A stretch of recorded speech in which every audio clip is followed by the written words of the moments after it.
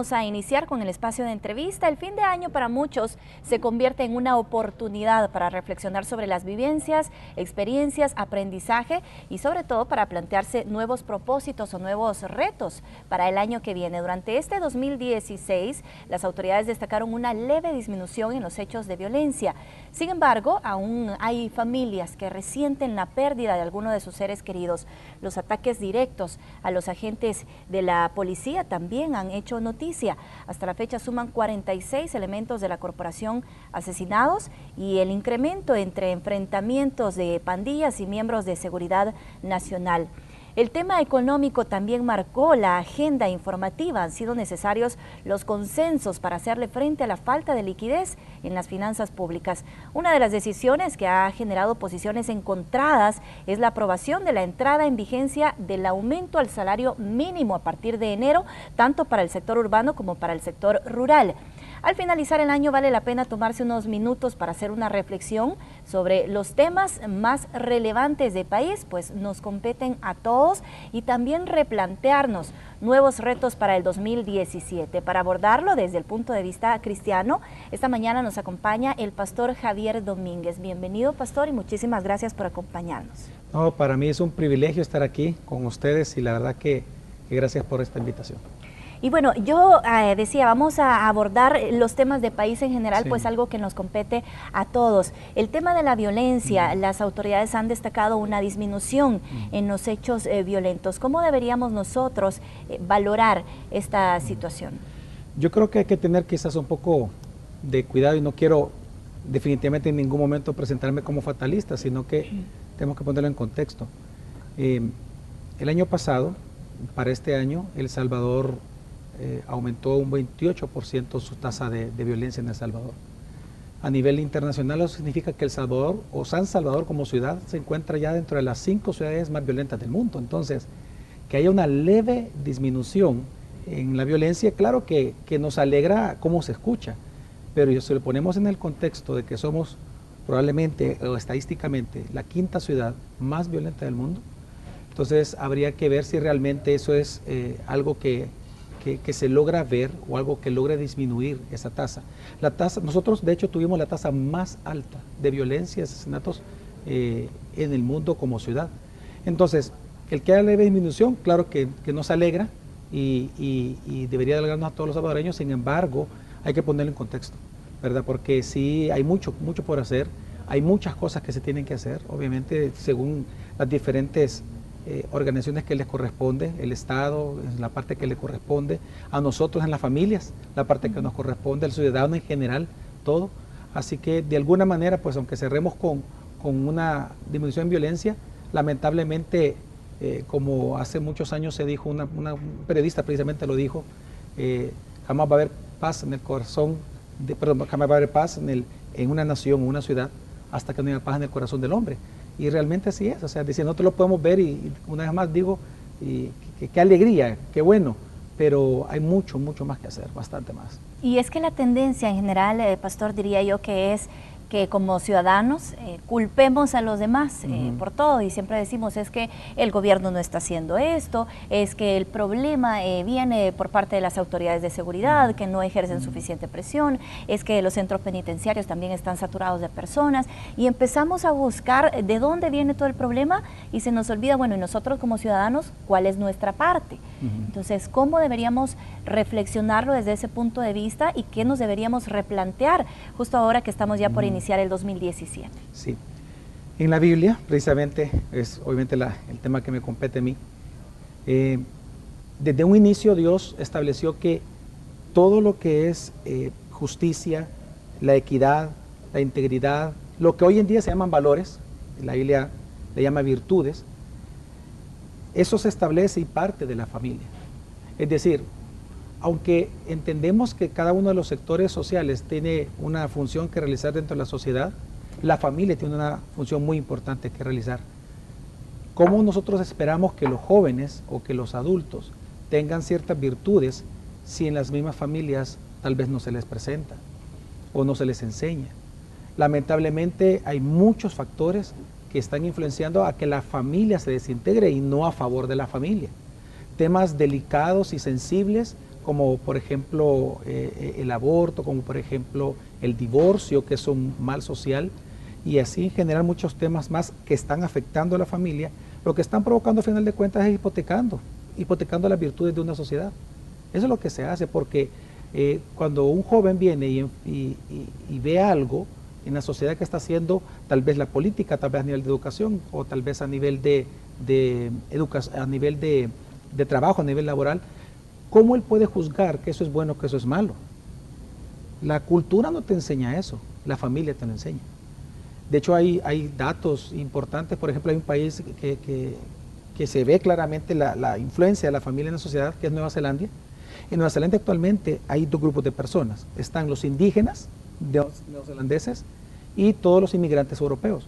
Lo interesante es que cuando alguien ve la forma de vida y cómo interpretan ellos la vida misma en la cultura y su trabajo dentro de la misma sociedad, vemos que hay una gran diferencia entre estas dos sociedades, aún en el mismo país. Y todo tiene que ver un tema de cosmovisión, un tema de familia.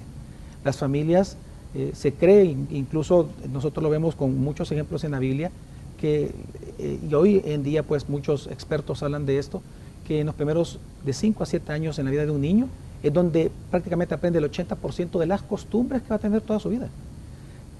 Yo entiendo que hay una influencia en la cultura, como usted bien decía, de que podemos nosotros justificar y decir, no, que tal fulano, tal persona, tal institución no está haciendo esto. Sin embargo, si esto fuera cierto, y vuelvo y repito, es una estadística, pero si esto fuera cierto, el 80% de lo que nosotros hoy nos comportamos vino de la familia. Entonces, el componente para nosotros como ciudadanos es bien alto, es sumamente importante para nosotros el poder valorar y el poder incluir dentro de la vida de nuestros hijos virtudes. Yo no le llamo tanto valores, yo le llamo virtudes porque así lo llama la Escritura. Y las virtudes se forman precisamente a través de las mismas Escrituras. Entonces sí, la función para nosotros es sumamente importante y tiene una influencia total. Por ejemplo, cómo un niño va a poder saber que lo que está diciendo a la maestra es bueno o malo, o cuando está trabajando que hacer esto es algo realmente malo, pasar por encima de los amigos o del mismo compañero de trabajo. ¿Cómo realmente puede saber que eso es cierto, que eso es malo? Eso viene de la familia. Solamente un valor te lo puede dar. Hoy en día yo he escuchado, obviamente por el privilegio que Dios me ha dado de ser pastor, justificaciones de las personas. Y hay justificaciones para todo. Personas que se aprovechan en sus trabajos y ven esos aprovechamientos como una oportunidad, le llaman ahora. Pero realmente, ¿dónde se forma eso? Desde la familia. Así que el componente familiar, por eso es bien importante.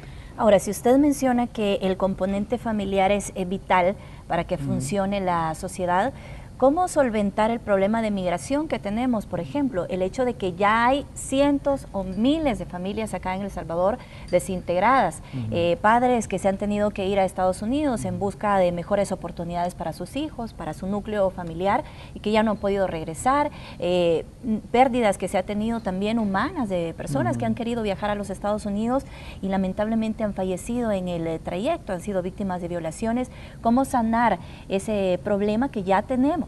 Sí. Y que continúa. Claro, ¿no? Y lamentablemente, y una vez más, no ser fatalista, pero esto va a continuar mientras no se resuelvan aquellos factores que lo impulsan. Y efectivamente, hablando de estos factores, lo que pasa es que ahí hay muchos aspectos. Es decir, no solo el que una persona vaya a Estados Unidos o a cualquier país, ¿qué es lo que lo impulsa realmente?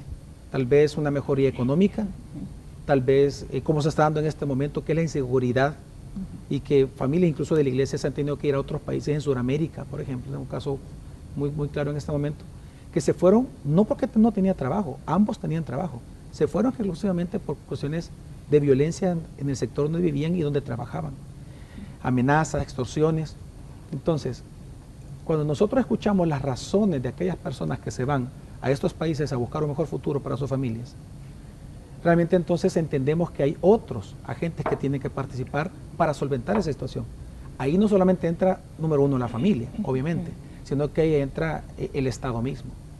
Porque el Estado, y la Biblia lo deja muy claro, cuando Dios establece la forma en que debería de gobernarse Israel como nación, eso fue en el Éxodo, después de haber sido sacados por Dios a través de Moisés de la esclavitud de Egipto. Dios le da leyes a Moisés para que se establezca como una sociedad, como una nación. Y estas leyes dicen claramente, y lo reflejan claramente, lo vemos en el libro de Levítico, en el libro de Deuteronomio, en ciertas partes del Éxodo, que el Estado, la nación, el Estado en general, los gobernantes, están para ayudar y para solventar las necesidades de justicia de las personas.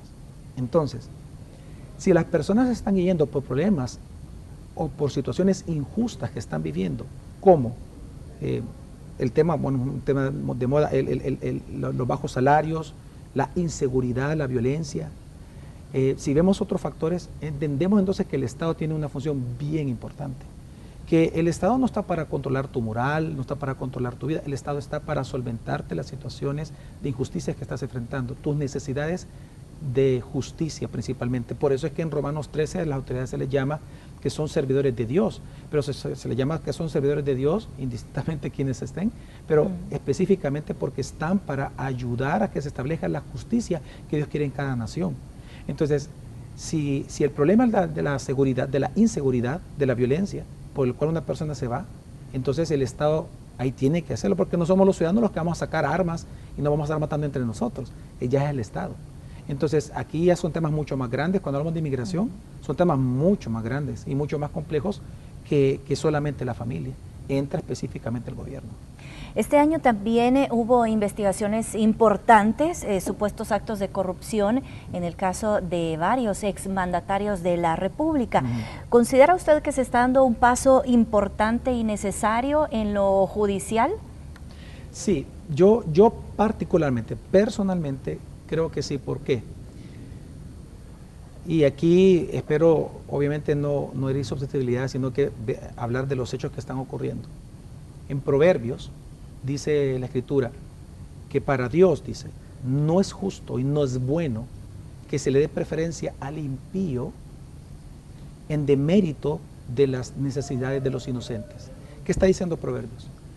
Lo que Proverbios dice es que cuando en una nación se cubre al que ha cometido un delito, desfavoreciendo al inocente que ha sido agraviado por estas personas, entonces en ese sentido, para Dios ni siquiera es bueno y no es justo. Entonces, las autoridades Dios las establece para eso, para establecer justicia. Obviamente, hay rumores, hay muchas palabras alrededor que son temas políticos, etcétera, pero de verdad, si son situaciones que se han presentado, hay hechos de por medio, y se está haciendo una labor justa, para mí es muy bueno. De hecho, cada funcionario debería de a probidad enviar cada año sus patrimonios, ser abiertos en todo esto, y cada funcionario público debería de ser íntegro en su labor. Obviamente, lo que pasa es que son noticias obviamente que a todos nos llama la atención por el tipo de personajes que fueron. Sin embargo, esto también debe ser para toda la sociedad, tanto para aquel que labora, como para aquel médico, como aquel trabajador, como también obviamente los funcionarios públicos. Para mí sí es un adelanto. De hecho, personalmente, como le digo, me alegra en el sentido no las situaciones particulares, me refiero, me alegra la intención que hay de hacer justicia. Claro. Y que es algo que estamos viendo a nivel latinoamericano, prácticamente, a nivel de otras naciones hemos visto este tipo de investigaciones de las cuales antes quizá no éramos testigos. Entonces también ahí va el cuestionamiento de cuál es la actitud que deberíamos de tomar como ciudadanos ante este tipo de situaciones, ¿verdad? Porque muchos decían, es que no, lo han magnificado, o es que, bueno, de ver que hoy se trata de un exmandatario, de un funcionario público, pues entonces también hay quienes se aprovechan de la situación. Sí. No, de hecho, claro, hay gente que se va a aprovechar, política, de otras maneras, pero eso no quita la necesidad de justicia que hay en El Salvador. Y así como usted menciona, vemos ejemplos de Guatemala y en Sudamérica, otros países de los cuales yo tengo contacto con varios amigos. Yo me doy cuenta que ellos tienen precisamente instituciones que aquí en El Salvador no existen, para estar velando de que haya integridad en el uso de fondos, que haya integridad en el patrimonio personal de los funcionarios, para estar pendientes y fiscalizando las actividades de cada uno de ellos. Entonces realmente para mí es un tema en donde yo esperaría, y si ve que el ciudadano, y una invitación a la ciudadanía a que apoye, realmente a que apoye el que se ejerza justicia, que se establezca las instituciones adecuadas y requeridas para que se haga justicia. Porque la gente puede decir, sí, pero son personas, se ha magnificado, podrían ser algunos, pero pero la pregunta es qué va a pasar el día que venga alguien y te haga un daño personal a ti, o que venga alguien y haga un daño personal a tu familia, a tus hijos. Ahí tú vas a requerir justicia. Entonces, si no hay justicia en una nación, ahí es donde viene la venganza, las amarguras, asesinatos, violaciones a derechos, etcétera, precisamente por buscar uno la venganza cuando es la nación y el Estado el que tiene que proveer ese tipo de justicia. Hay un tema que en los últimos días ha generado posiciones encontradas y es la aprobación de la entrada en vigencia a partir del mes de enero del aumento al salario mínimo.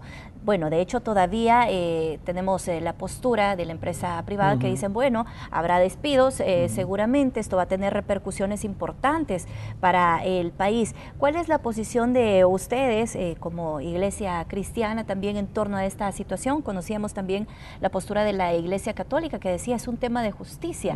Era una necesidad en realidad que se hiciera este incremento, sin embargo, pues continúan las posiciones encontradas y obviamente esto genera temor para las personas que están ganando el salario mínimo y que digan, bueno, espero que en enero, ¿verdad?, no me lleguen a decir a mí, mire, hasta aquí llegó.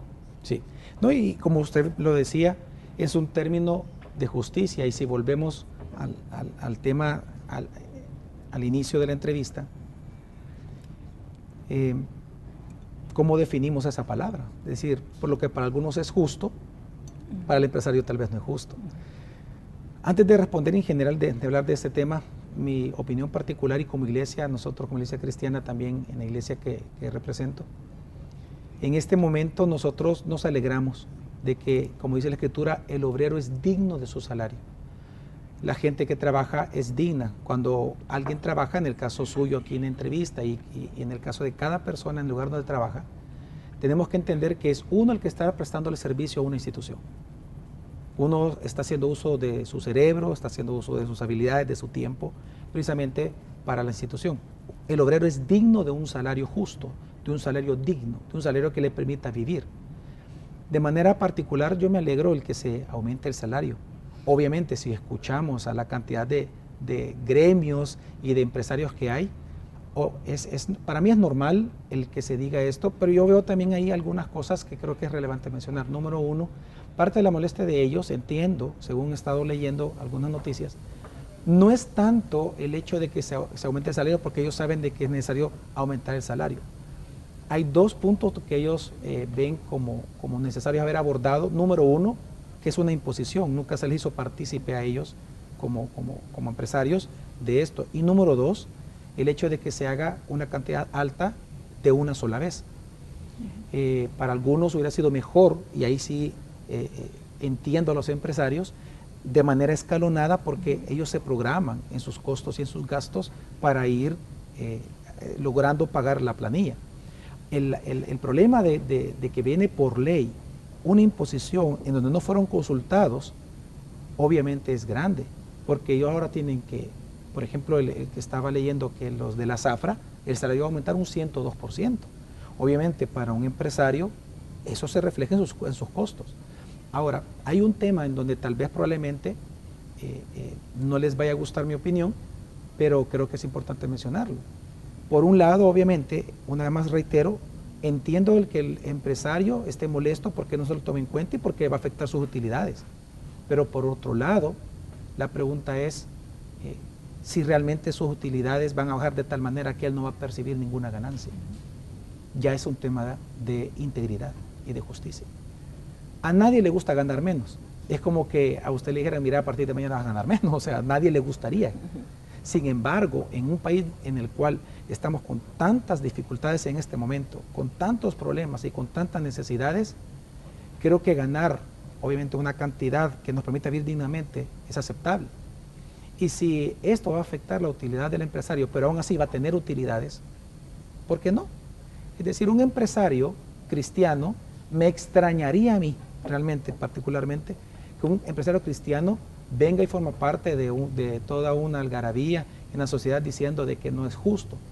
El empresario cristiano sabe que es justo, tiene que ver sus costos, pero si él tiene que renunciar, esa es la pregunta, esa es la palabra, si él tiene que renunciar a cierto porcentaje de sus utilidades para pagar el salario, lo va a hacer, pero porque él siempre va a tener utilidades. Ahora, entiendo al empresario que si eso lo lleva a quiebra, obviamente no se afecta solamente a las familias que va a pedir, no solamente se afecta a su propia familia, sino a la sociedad misma. En ese sentido, sí creo que ahí sí tiene que haber un poco más de análisis y el gobierno tendría que escuchar al gremio. En ese sentido, porque en algunos casos sí va a suceder eso. Y lamentablemente no hay otra mejor manera que quitar los números rojos y pasarlos a negros que a través de despidos. La manera más fácil, más sencilla para un empresario de pasar los números rojos a negros es despidiendo. Bajando costos es despedir. Entonces realmente es un problema grave. Para mí un tema que por un lado me alegra que se haya anunciado, sin embargo, que vaya a suceder. Sin embargo, la pregunta es ¿a quiénes lo van a recibir? Y aquellos que no lo van a recibir porque tienen que ser despedidos, qué lamentable, porque va a agravar mucho más todos los problemas que ya están pasando en El Salvador. Estaba leyendo, por ejemplo, en el caso de las maquilas, que en probabilidades estábamos hablando de 5,000 personas que pueden ser despedidas en los próximos 3 meses. 5,000. ¡Wow! Eso es importante. 5,000 familias. ¡Wow! 5,000 familias.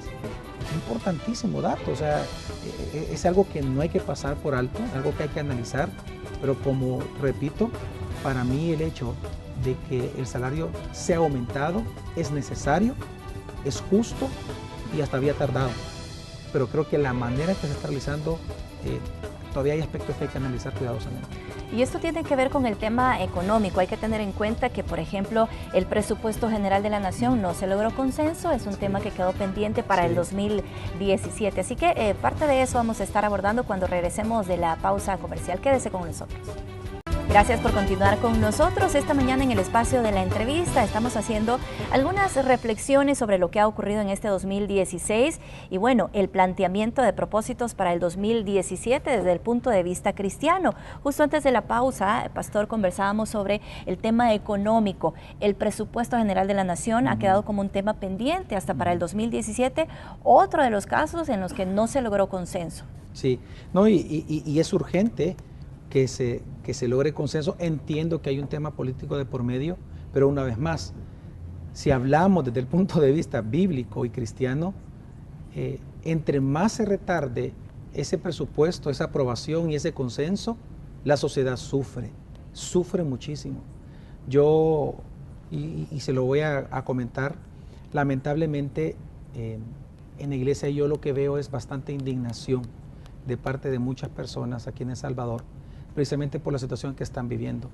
El no aprobar el presupuesto y el no hacerlo y el no analizar las partidas importantes y hacer una reestructuración incluso del mismo y echarse la culpa de un partido al otro, que por eso no se logra consenso, para mí habla muy mal no solamente de la situación que ellos están haciendo en su trabajo, sino que delante de Dios. Porque ellos como funcionarios obviamente están para una vez más, el tema una vez más es un tema de justicia. ¿Qué es lo justo? O sea, es decir, lo que para usted es justo, para mí puede ser que no sea justo si lo dejamos a nivel personal, pero ¿qué es justicia? Justicia es todo aquello que Dios ha determinado que así sea. Es lo que Dios aprueba como real y como verdadero, es aquello que Dios habla que es bueno, eso es justo.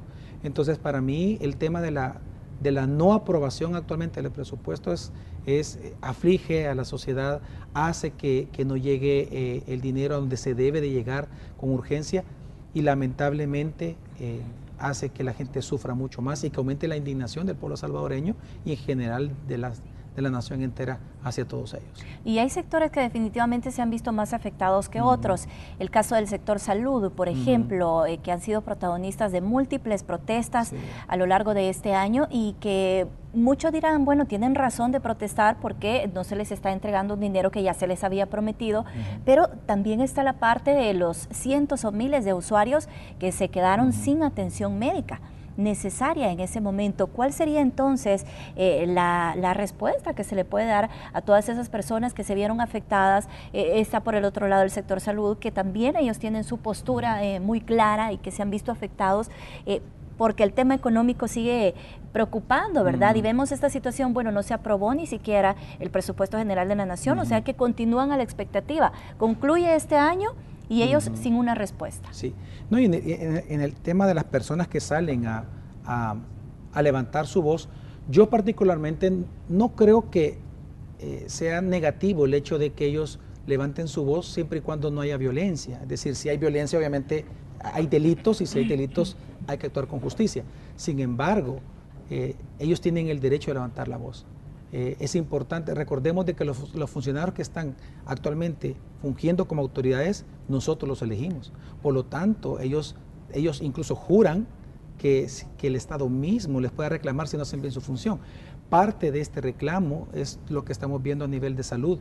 Lamentablemente, como que los salvadoreños, en el caso de las personas que toman las decisiones correspondientes, esperaría que no olvidaran que algún día ellos pueden necesitar precisamente de ese seguro, pueden estar de ese lugar.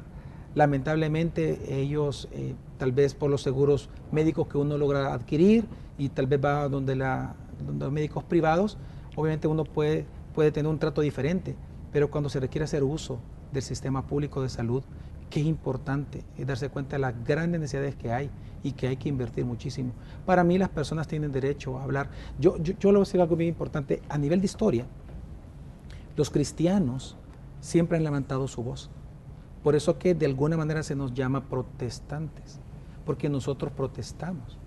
La iglesia, una función importante de la iglesia es protestar. Y la iglesia aquí en El Salvador ha dejado de protestar.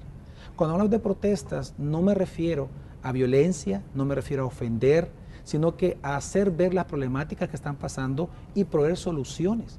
Por eso es que en países más desarrollados, cuando hay separación de Estado e Iglesia, a la Iglesia se le pide participar en las decisiones que conllevan aspectos de justicia, aspectos de valores y aspectos de virtudes. Y por eso es que yo sí creo que las personas pueden salir a hablar, salir a expresar en medios como estos, a buscar que se les ayude, a solicitar algún cambio, alguna decisión. Para mí es importante siempre y cuando sea de manera pacífica y proveer también soluciones, porque de verdad que es necesario muchas veces hacernos escuchar precisamente para que se tomen ciertas decisiones importantes que se requieren en estos momentos.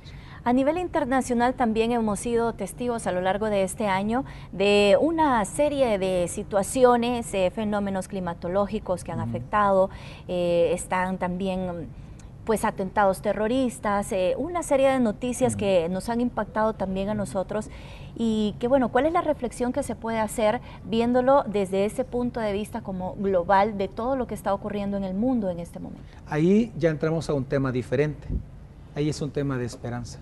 ¿Por qué?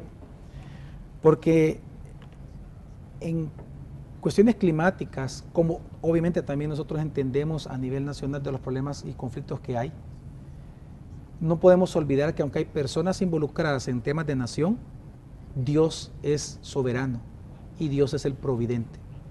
Y eso es más fácil verlo en temas medioambientales. Nosotros no tenemos control de eso. Por ejemplo, hoy amaneció con vientos, se anunció que iba a haber mayores vientos, etc. Eso no lo podemos controlar. Pero lo que sí podemos nosotros controlar y más ser responsables es de nuestra reacción ante eso. Yo considero que en todos esos temas de medio ambiente, creo que sí es importante obviamente el hecho de cuidar los hábitos de nosotros, el no malgasto de agua, el hecho de poder ocupar mejor los recursos naturales. Entiendo todo eso, sin embargo, para mí es un tema de esperanza y un tema de confianza en Dios. Si Dios es el soberano, el que controla todas las cosas, el que está dirigiendo, aunque nosotros no lo veamos dirigir, aunque tal vez para nosotros debería de dirigirlo de otra manera, pero si sabemos de que Dios está dirigiendo las cosas, entonces confiemos en Él porque Él es Dios. ¿Y cuál es nuestra parte dentro de todo esto? Porque también el fenómeno del cambio climático, por supuesto, que los seres humanos tenemos mucho que ver en eso. Si ahí tenemos una gran cantidad de colonias, de residencias donde ya un árbol prácticamente no se ve, árido. Sí, de hecho, nosotros, como le decía, tenemos que tener y desarrollar hábitos necesarios para eso. El caso del manejo de la basura a nivel personal, a nivel familiar, a nivel de hogar, el caso del uso del agua, el caso de los materiales que vamos a ocupar. Por ejemplo, estaba viendo reportajes en televisión también de que hoy en día se están produciendo ya materiales producto de las hojas de los árboles para evitar el plástico, como por ejemplo platos, vasos ya de las hojas mismas se prensan y hay vasos ya de hojas de árboles. Y todo eso está bien, o sea, está bien y creo que es importante que nosotros seamos buenos mayordomos de los recursos que nos ha dado. Una vez más, el punto de vista de la charla tiene que ser cristiano de mi parte, obviamente, porque ese es el privilegio que me han dado para esta mañana. Y creo que el tema ahí entonces importante es un tema de mayordomía. Dios nos ha dado los recursos. Dios, Él es el creador. Pero cuando Él le dice a Adán y a Eva, sojuzguen la tierra, tiene que ver con el cuidado también de recursos. Incluso si no hubiera habido pecado, Adán y Eva hubieran creado sociedades. Porque la tierra tiene que ser llena, dice la Escritura, de la gloria de Dios. Hubiera existido el arte, hubiera existido igual la música. Por lo tanto, el cuidado de los recursos naturales es un tema importante. Dentro del cristianismo, el uso y el cuidado de los recursos naturales sí es un tema importante. El cristiano está obligado a cuidar aquello en el entendido que esos recursos Dios los creó.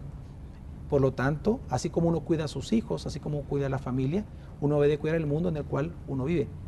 Pero entendiendo algo o teniendo cuidado de algo, entendiendo que uno no cuida el mundo porque es lo último que hay. No, uno cuida el mundo porque es un recurso que Dios nos ha entregado para cuidado. Pero nosotros los cristianos entendemos que hay cielos nuevos y tierras nuevas en el futuro. Por lo tanto, no cuidamos la tierra porque es lo único que va a quedar. No, cuidamos la tierra solamente porque es un recurso, porque sabemos que en el futuro, en la segunda venida de Cristo, después de su segunda venida, esto va a cambiar. El mar dejará de existir, las cosas serán totalmente distintas y habrá un nuevo cielo y una nueva tierra, una tierra renovada. Actualmente los maremotos, terremotos y todos estos problemas climáticos, la Biblia establece que vienen por causa del pecado. Es decir, cuando se ha quitado el pecado del mundo, la tierra regresará precisamente a su estado original. Por eso es que en Romanos se nos dice que la tierra geme a una, dice, en la esperanza de la manifestación de los hijos de Dios. Eso significa que cuando Cristo venga por segunda vez, en general hasta ahí, y creo que es importante ese tema, hasta ahí la tierra va a tener los recursos completamente saludables y no va a estar gimiendo la tierra. Si usted ve en el Génesis, no hay terremotos, no hay maremotos, sino está después del pecado, antes no. Eso surgió por el pecado.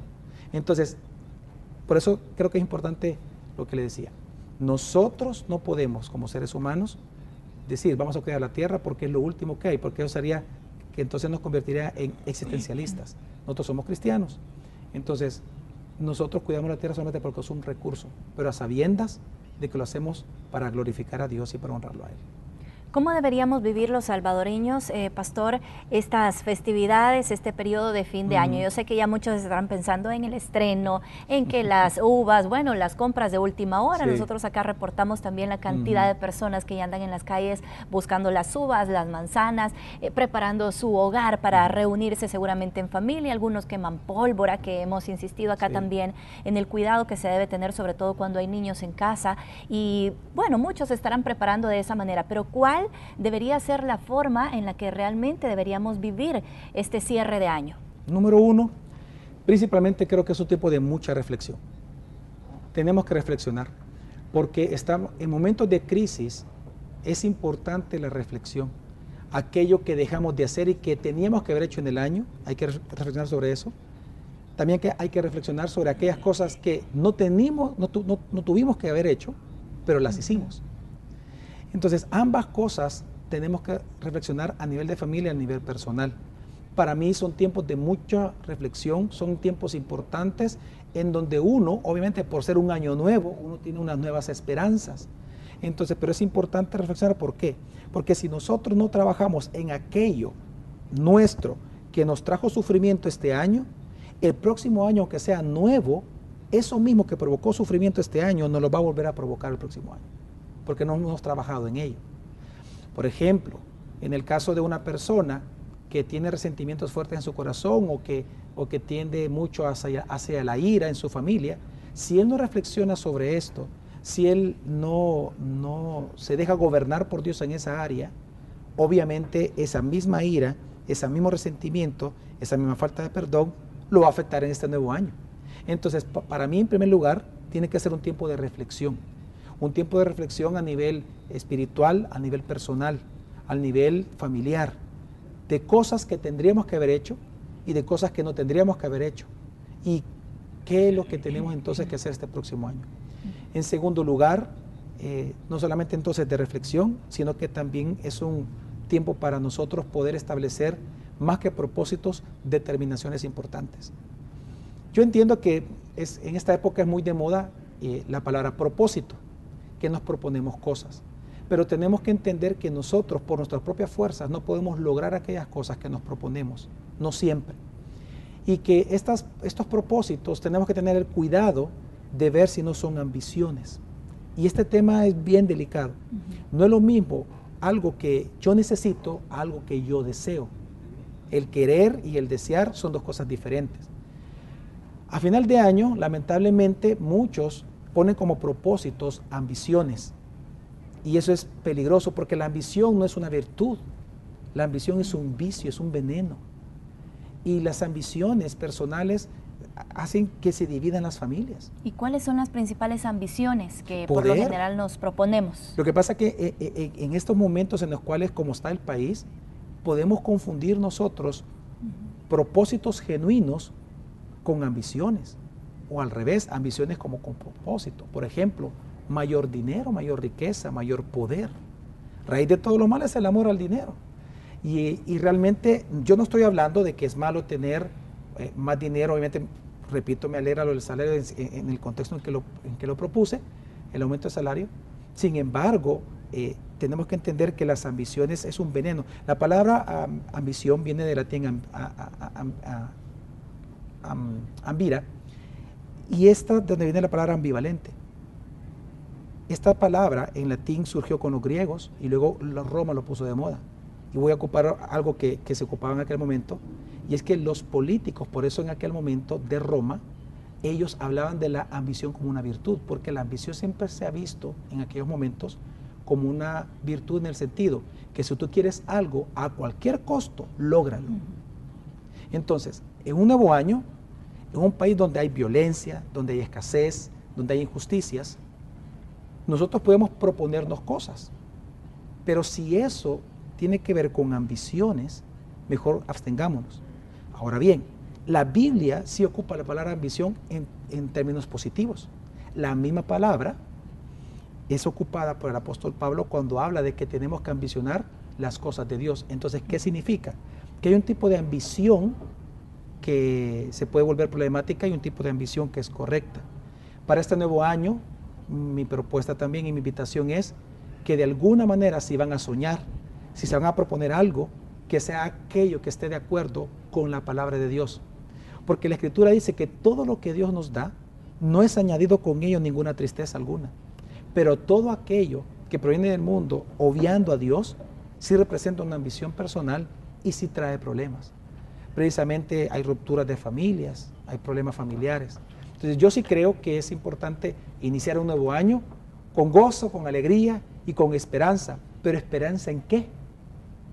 Porque eso hay que preguntarnos, ¿esperanza en qué? Hay un término que se ocupa muchísimo a nivel de teología, que es que no podemos nosotros, que es muy de moda aquí en El Salvador y en Centroamérica, que no podemos poner nuestra esperanza, por ejemplo, en el Estado. No vamos a negar que estamos nosotros en un país muy polarizado políticamente. Por lo tanto, muchas veces la esperanza del pueblo se refleja en las votaciones. La gente hoy no vota únicamente por una preferencia, sino que vota por una esperanza. La gente de alguna manera cree que los políticos van a cambiar la situación de una nación. Pero seamos honestos, a la luz de la Escritura, ¿los políticos pueden cambiar la línea de una nación? ¿Las personas podemos nosotros oponernos a la voluntad de Dios? No. Nosotros las cosas que estamos viviendo, tenemos que entender que Dios es soberano en lo que estamos viviendo. Dios pone y quita a los reyes. Entonces nosotros los elegimos, pero Dios es el que nos pone a nosotros a quien tenemos que elegir de alguna manera, de manera misteriosa. No sabemos cómo Dios lo hace, son de los misterios, pero sin embargo sabemos que Dios está dirigiendo toda nación. Por lo tanto, en lugar de poner nuestra esperanza en personas o en el Estado, en que algo vaya a cambiar, pongamos nuestra esperanza y nuestra confianza en Dios, que es aquel que realmente está gobernando. Por eso es que en la historia del cristianismo nosotros encontramos que siempre Dios, independientemente de cómo está la situación en un país, Dios a quien protege siempre y que cuida son a sus hijos, al remanente, a su pueblo, en medio de una nación. Y quiero ponerle un ejemplo bíblico de la pregunta que usted me hizo para responderle más claramente. Hubo un tiempo en la época de Israel, del pueblo hebreo, que ellos fueron llevados al exilio por los neobabilónicos. Ellos fueron llevados a Babilonia. Y fue un tiempo de mucha zozobra porque recordemos que ellos estaban en Israel, en Jerusalén, ellos tenían ya construido el templo de Salomón, ellos están viendo su época de gloria. Fíjese bien, no había muchos asesinatos, estaba el gran templo, había mucho dinero, mucha prosperidad, pero por cuestiones de pecado Dios envía a los neobabilónicos, se los llevan al exilio y pierden todo, de un día para otro. En un mes perdieron todas sus tierras, la tierra prometida, fueron destruidas sus casas, fueron llevados sus hijos, fueron muertas sus esposas, sus hijos, violaciones de parte de los babilónicos y son llevados a Babilonia. Fue un tiempo de zozobra. ¿Sabe qué ellos dijeron? Ellos comenzaron a decir, ¿para qué tener hijos? Lo que estamos viendo aquí en El Salvador. Mujeres que dicen, ¿para qué tener hijos? ¿Para que vengan a sufrir? ¿Para que nazcan en un país como este y sufran? Ellos decían exactamente lo mismo. Y en ese contexto, en el cual ellos no querían trabajar, no querían vivir, ellos no querían tener familia, Dios les habla y Dios les dice a ellos, a través del profeta Jeremías, les dice, comiencen a tener hijos, comiencen a trabajar y construyan casas dentro de Babilonia, porque por ustedes voy a bendecir la nación. Es decir, siempre la bendición de Dios está sobre su pueblo, siempre la bendición de Dios y el cuidado de Dios y la seguridad de Dios está sobre sus hijos. Y si una nación es bendecida, es por los hijos de Dios, en este caso por los cristianos. Entonces, en este nuevo año, lo que yo invito a los cristianos es que de verdad pongan su esperanza en Dios y en general al pueblo salvadoreño. Hay una cadena de radiodifusores en El Salvador muy importante, la más grande, que a mí me sorprendió que ayer anunciaron, están pidiendo un día de oración ahora en enero. ¿Cuándo una cadena de radiodifusores están pidiendo oración?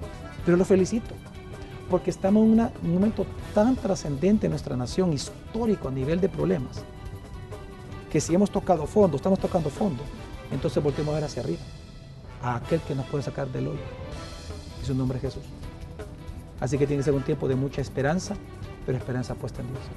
Estamos reflexionando sobre lo que ha ocurrido en este 2016. Se vienen importantes retos también para el 2017. Sí. Es parte de lo que vamos a abordar cuando regresemos de la pausa. Quédese con nosotros. Gracias por continuar con nosotros. Estamos haciendo una reflexión desde el punto de vista cristiano de lo que ha ocurrido en este 2016 y bueno, a continuación vamos a hablar de los retos de país para este 2017. Me acompaña el pastor general del Centro Internacional de Alabanza, Javier Domínguez, y bueno, le consultaba yo justo antes de la pausa, nos quedamos con ese pendiente. ¿Cuáles son los retos de país entonces para este 2017?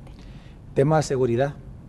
El tema de seguridad es sumamente delicado, porque la economía es afectada, la familia es afectada, la educación está siendo afectada, los jóvenes han dejado de estudiar y eso va a continuar si no se maneja. Yo lamento el que no se haga más de lo que se está haciendo actualmente a nivel de violencia y voy a mencionar un tema delicado en este momento, un tema de verdad delicado, pero creo que un reto importante que se debe de analizar es la pena de muerte, y le voy a explicar por qué. La pena de muerte asusta a la gente. Se habla de eso y aún hasta los mismos cristianos, hay sectores dentro del cristianismo que dicen, no, y eso, los derechos humanos saltan, pero tenemos que entender algo. En la Biblia, Dios fue el que estableció la pena de muerte. Hay un dato que la gente no logra de alguna manera visualizar, es que usted no va a encontrar en la Biblia cárceles. Dios nunca mandó a hacer cárceles, jamás. Nunca fue un mandato de Dios. Lo que Dios pidió como nación cuando creó a la nación de Israel y luego en el Nuevo Testamento, cuando comienzan las naciones de creyentes, Dios lo que puso fue la pena de muerte. Y lo dice Deuteronomio, lo dice Éxodo, y la razón es, Dios dice incluso en Deuteronomio, que la razón por la cual se debe de llevar a muerte a aquellos que transgreden la justicia de Dios es para que la nación entera no se corrompa. ¿Usted creería que si hay una pena de muerte, los jóvenes que actualmente están siendo tentados de pertenecer a las maras participarían? No, muchos de ellos no.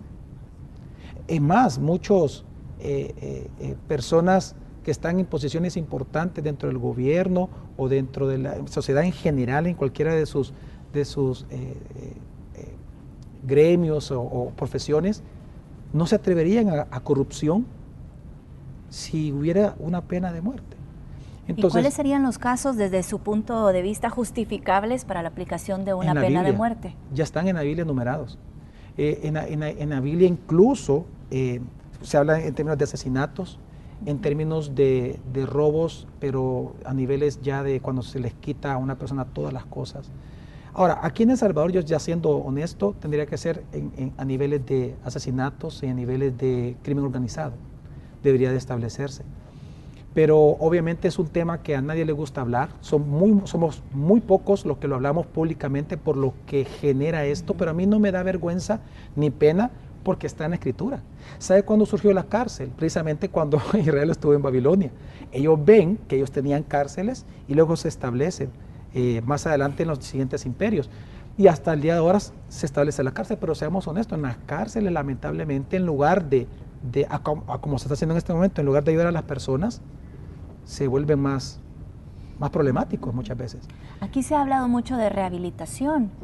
¿Cree la Iglesia cristiana en la rehabilitación en este caso? Bajo la palabra de Dios sí, pero bajo moralismo no.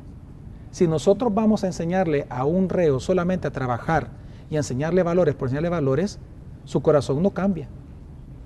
Cuando salga de ahí, el mismo corazón que lo llevó adentro, lo va a volver a llevar adentro o a morir afuera. El único que puede cambiar un corazón es Dios. Entonces, a la par de cualquier enseñanza de profesión, a la par de cualquier enseñanza moral, está necesariamente la enseñanza espiritual. El día de ayer estuve reunido con un buen amigo mío, un pastor, que él es muy conocido aquí en el país, porque él ha presentado propuestas, piezas a la Asamblea, como el Día Nacional de la Iglesia Evangélica en El Salvador, etcétera, que fueron aprobadas por la iniciativa de él. Y él me decía que una iniciativa que él está proponiendo en este momento es traer una universidad para precisamente ayudar a las personas privadas de libertad. Y yo le dije, te felicito, me alegra mucho lo que estás haciendo, pero es eso, enseñar cualquier carrera, pero bajo la estructura, enseñándole la Biblia y la teología a ellos. Entonces yo creo que un tema bien importante a nivel de 2017 es el tema de seguridad. Lamentablemente está el rumor de que probablemente los mareros le tienen la cola pateada al gobierno y por eso que el gobierno no hace más con los mareros. Hay tanto rumor alrededor de todo esto. Pero lamentablemente... Y como han surgido videos también. Y los videos, las grabaciones, exacto. Entonces, si eso es así, pues una vez más, qué mal. Porque Dios les demanda a las autoridades gubernamentales, no importa el partido que sean, Dios les demanda a que tienen que hacer justicia al pueblo. Si las maras están afectando, si las extorsiones, si las violaciones a los derechos humanos, si hay mucha problemática alrededor de El Salvador que está afectando a la ciudadanía, el Estado debe de actuar con justicia y poner todo su empeño en eso. Los estudios nada más, como se lo repito, están siendo afectados. Qué lamentable que los jóvenes dejen de ir a estudiar precisamente por problemas de maras. Qué lamentable. A mis amigos que viven fuera de El Salvador, ellos no lo pueden creer. Me dicen, ¿cómo es que el gobierno no hace nada? Y ese es el problema, que es un tema delicado. Número uno. Número dos, para mí el tema de familia. Porque yo entiendo que las minorías tienen fuerza de voz porque hacen muchas cosas para darse a escuchar. Pero si el gobierno va a actuar con justicia, tenemos que entender que solamente son eso, una minoría. ¿Y a qué me refiero? Hay aspectos hay ciertas minorías que sí tienen verdaderas necesidades. Por ejemplo, los ancianos, por ejemplo, las personas que les faltan un miembro de su cuerpo y que por eso no pueden encontrar trabajo, etc. Pero hay ciertos tipos de minorías que sus demandas no son ni cristianas ni bíblicas, ni son prudentes para una sociedad como estas. Entonces, el que dentro del plan quinquenal el gobierno haya introducido, por ejemplo, el hecho de apoyo a las minorías en temas que afectan a la familia me parece imprudente. Entonces, en lugar de provocar daño a la familia, el Estado debe de promover y debe de proteger y cuidar la familia, porque es ahí donde se van a aprender los famosos valores que la sociedad necesita. Es en la familia, no es en una familia dividida en donde se van a surgir los valores, no es en una familia en donde se le deje al niño la decisión sobre su género, que él decida cómo quiere vivir, en donde se van a enseñar valores. Entonces creo que es importante que el Estado debe proveer esa estructura y ese cuerpo para que la familia surja como tal, como verdadera base de una sociedad. El otro tema es el tema de educación. Obviamente hay cosas que en este momento están siendo afectadas, pero creo que es importante pensar en el futuro. Y por lo tanto, la educación, una vez más, es un tema importante. En la educación es necesario recuperar la enseñanza de valores, materias tan simples e importantes. Yo creo que usted y yo las recibimos, que es moral y cívica. O sea, que ya no existen. Claro, ya no existen. Y nosotros, gracias al Señor, a través de la iglesia tenemos un colegio, fundamos un colegio hace 5 años. Y yo le puedo decir lo que realmente se enseña y lo que el gobierno pide que se enseñe de manera obligatoria. No existe nada, no hay ningún tema de ética, no existe. Entonces los niños crecen sin ningún tema, sin ningún criterio sobre lo que es bueno y malo, sino que todo lo que me ayude a lograr mis objetivos, mis propósitos de año nuevo, es válido. No, niño, no es válido. Y eso es importante enseñárselo. Así que son temas importantes de educación, el tema de la violencia, de la seguridad, el tema de la familia y obviamente ya el tema que es importante, que el tema del presupuesto de la nación es sumamente importante porque ahí nos distribuye todos esos fondos a todos estos lugares. Y en última instancia, no por eso es menos importante, sino que intencionalmente lo es de último, el tema del corazón del salvadoreño. Si lo que estamos viendo nosotros en este momento es el resultado de nuestras decisiones de los últimos 10 años y no nos ha funcionado, ¿por qué no probar a Cristo? ¿Por qué no probar la Biblia? Si nosotros como salvadoreños estamos sufriendo las consecuencias de haber rechazado la Escritura como fuente de autoridad, de confiar en hombres para la dirección de nuestra propia vida, ¿por qué no probar a Dios? ¿Será acaso que Dios tiene razón? ¿Será acaso que Dios, lo que Él dice en su palabra, es verdadero? Y lo digo porque en la Biblia está lo que estamos viviendo. En la Biblia dice, si los justos gobiernan, el pueblo se alegra. Los justos, nada más tema de justicia, dice Proverbios. Pero si los impíos, es decir, los no creyentes, gobiernan, el pueblo va a gemir. ¿Qué es lo que vemos en nuestra nación? Gemidos. Gemidos por todas partes. Los niños gimen, los ancianos gimen, los adultos gemimos. Hay una inconformidad terrible, una tristeza, una agonía. Por eso es que el consumismo ha subido. ¿Qué otra manera se puede extraer el salvadoreño? Entonces, si hemos probado una vida sin Dios y el resultado de esa vida sin Dios es lo que estamos viviendo, ¿por qué no probar una vida con Dios? Entonces, uno de los propósitos y de los retos a nivel de nación para el 2017 es que de verdad puedan acercarse a Dios, visitar una iglesia donde se les predique sana doctrina, la palabra de Dios. Y por eso yo resalto lo de esta gremio de radiodifusores que están haciendo un llamado a la oración. Nunca lo habían hecho. Yo lo escucho y dice que van a hacer una cadena de oración. ¡Wow! Digo yo, qué importante lo que estoy escuchando, es histórico. Y es lo que debe de suceder. Mientras una persona va cayendo en el hoyo, busca agarrarse de los lados, de lo que conoce, confía en lo que él puede. Pero una vez ya cae la persona en el hoyo, está en el fondo del hoyo, del pozo, no le queda otra opción que ver hacia arriba. En El Salvador, no sé si hemos tocado fondo, pero estamos muy cerca. Sería bueno ver hacia arriba. Entonces uno de los retos que para mí es importante para el próximo año es el tema espiritual. El tema de verdad que es un tema importante para los salvadoreños. Y bueno, hablando del tema espiritual y de los retos, pastor, ya nos quedan nada más unos minutos para concluir la entrevista. La reflexión y desde el punto de vista de la iglesia, ¿cuál es el reto para ustedes como iglesia cristiana? Y bueno, el reto que deberíamos plantearnos cada uno de nosotros ya como una reflexión final. Dos cosas. Número uno, el reto principal de la iglesia evangélica en El Salvador es volver a ser evangélica. Porque si nosotros analizamos en general la predicación y las cosas que dentro de las mismas iglesias evangélicas se están haciendo, vemos que lo que están viviendo no es el evangelio. Y eso afecta muchísimo a la nación. Porque si nosotros somos portadores de la verdad, y dice la Escritura que la iglesia cristiana es columna y baluarte, baluarte es el fundamento, columna y fundamento de la verdad de Dios en una nación, y la verdad es lo único que te puede llevar a la justicia, entonces la iglesia debe necesariamente de volver a ser evangélica. al Evangelio, a predicar, a enseñarlo y a vivirlo. Ahora bien, esto me lleva a una segunda cosa.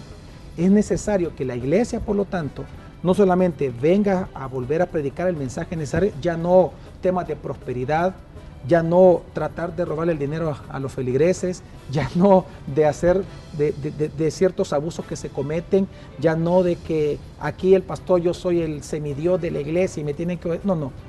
Creo que es importante ahora volver a recuperar el Evangelio, predicar la Escritura, predicar a Cristo, predicar a aquel único creador que nos puede cambiar. Pero eso nos lleva a un segundo punto, a llevarlo a la sociedad. Nosotros como iglesia cristiana debemos de recuperar la influencia en la sociedad. Y cuando hablo de influencia no me refiero a solamente hacernos escuchar, a que la sociedad conozca lo que estamos haciendo, me refiero a hacer obras reales. No me refiero únicamente a repartir un pan a una persona que no tenga que hacer, no, me refiero a que intencionalmente la iglesia cristiana debe de proveer de ciertos servicios a la sociedad importantes. Le voy a dar un ejemplo. ¿Por qué nosotros tenemos, por ejemplo, un colegio? Porque históricamente, yo no sé si usted conocía de que a nivel de historia de la humanidad, en todo el mundo, no así de Salvador, de todo el mundo, las más grandes universidades fueron fundadas por pastores, fueron fundadas por cristianos. Harvard, MIT, Princeton, Oxford, fueron fundadas por cristianos.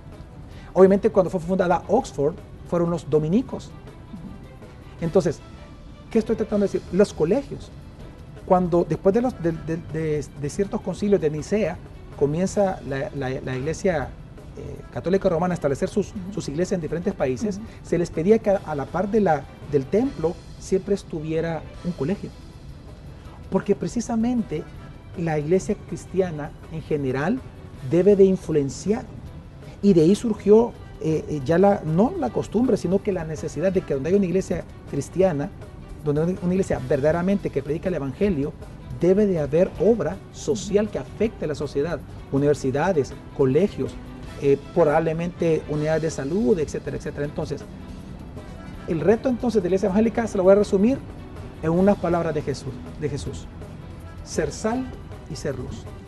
Sal implica estar en medio de la sociedad, es decir, afectarla.